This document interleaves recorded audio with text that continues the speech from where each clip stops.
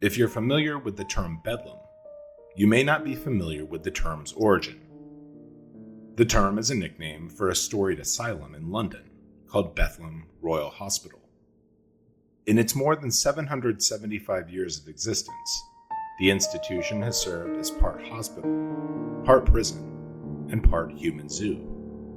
The hospital was known to play host to some of the most unimaginable patient living conditions in the civilized world.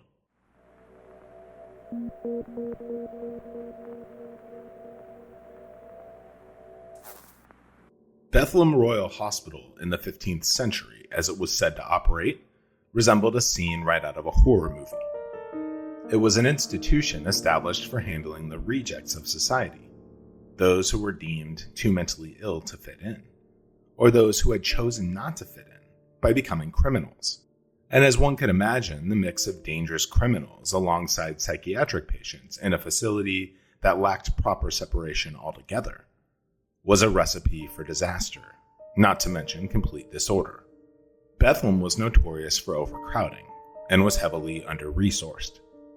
As we've seen with similar institutions through history, the staff's inability to control patients led to a complete abandonment of ethics driven by a total absence of accountability. As such, often helpless patients were subjected to abhorrent cruelty, humiliation, and dangerous medical experimentation through the beginning of the 20th century. Somewhere along the line, the infamous institution was adorned with the nickname Bedlam from Bethlem, which is now synonymous with chaos or confusion. The building itself was considered an architectural marvel at the time, even through its numerous iterations. It was rebuilt in the 17th century based on a design inspired by the Tuileries Palace in Paris. It was a beautiful hospital set within sprawling grounds, tree-lined gardens, and paved walkways. But its royal-looking exterior hid a grotesque operation within its walls. Patients would be admitted to Bethlem suffering from conditions described as chronic mania or acute melancholy.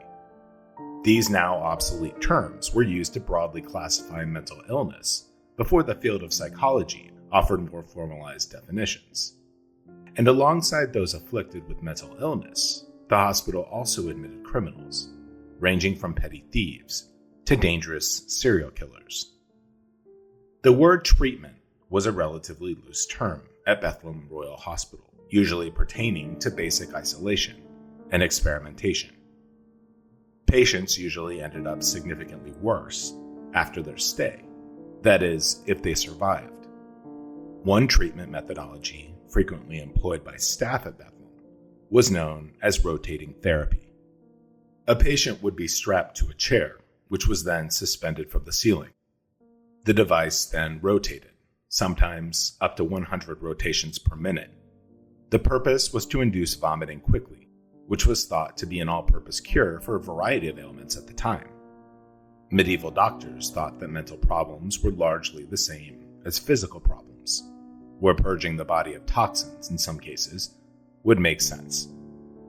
Incidentally, records kept on rotating therapy cases at the hospital would end up contributing to later research on vertigo, so somewhat of a rare silver lining in this particular case. And along the same lines as induced vomiting, bloodletting was another common treatment at the hospital. Doctors believed that mental conditions could be addressed by letting the patient bleed out. Unfortunately, many patients did not survive this procedure. Throughout the 17th century, mismanagement and a lack of funding and resources would drive the hospital into a severe state of disrepair and chaos.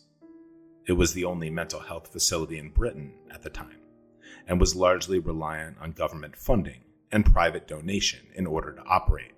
Private donors, however, were few and far between, driven by the hospital's rapidly spiraling reputation. It was no secret that Bethlem Royal Hospital was a grossly mismanaged, shameful institution. It had such a poor reputation that it was referenced in famous plays at the time by Shakespeare and Thomas Middleton, as well as books by Charles Dickens. Desperate by the 18th century, hospital administration would revert to a highly unethical practice to fund the hospital's operations. Bethlem would invite public viewing of its patients, as if they were an exhibit. The curious would travel from afar to view the patients purely for entertainment. Some people would even go there on public holidays. At its height, it is estimated that the hospital saw nearly 100,000 visitors per year. As the patient population continued to increase, Bethlem Royal Hospital began to fall into even greater disrepair. The 1601 Relief of the Poor Act made things even worse. The act stated that the poor who were unable to work would be sent to prisons or workhouses. These places were thought to be even worse than Bethlem. As a result, beggars and petty criminals would sometimes pretend to be mentally ill in order to avoid getting sent to these prisons, and instead they would be sent to Bethlem. As one could imagine, this worsened the overcrowding of the hospital, creating living conditions that rivaled the notorious prisons. When patients died in the hospital, some corpses were selected for study by doctors and scientists, but most were thrown into mass graves, the largest of which was located on Liverpool Street in London.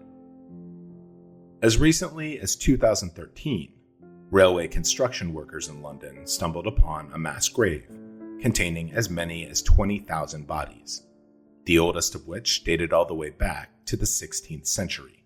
Many of these bodies are thought to have belonged to patients from Bethlem Royal Hospital. In 1815, the British House of Commons Select Committee on Madhouses decided to formally investigate the conditions of British asylums. They examined county asylums, private institutions, and charitable hospitals, looking at how patients lived and how they were treated. The principal physician at Bethlem Royal Hospital, Thomas Monroe, was forced to resign as a result. The commission determined that he was, quote, wanting in humanity, which is an arguably polite way of saying that he was basically evil. 2 decades later, Dr. William Hood, who worked at Bethlem, initiated several formal rehabilitation programs with a focus on patient well-being and improvement. He also pushed for separation of those patients who suffered from mental illness from those who were deemed criminals. He would later be knighted for his accomplishments. During World War II, Bethlem Royal Hospital was moved out of the city to a rural location in efforts to provide a better quality of life for the patients. Moving locations was another major step toward improving the horrible legacy of Bedlam. Bethlem Royal Hospital still operates to this day, and while rehabilitation programs are far more effective in these modern times, the hospital looks to its grim history as a sign of just how far we've come as a society in understanding mental illness. While the terrifying original hospital building was abandoned in favor of a new location, those who are interested in the history of storied asylums and institutions, not to mention the paranormal, still look to Bethlem Royal as a beacon of darkness. We are Mystery Syndicate. If you like what we do, please consider subscribing to our YouTube channel. Leave a comment and give this video a like. And to be notified when we post new videos, be sure to hit that notification bell.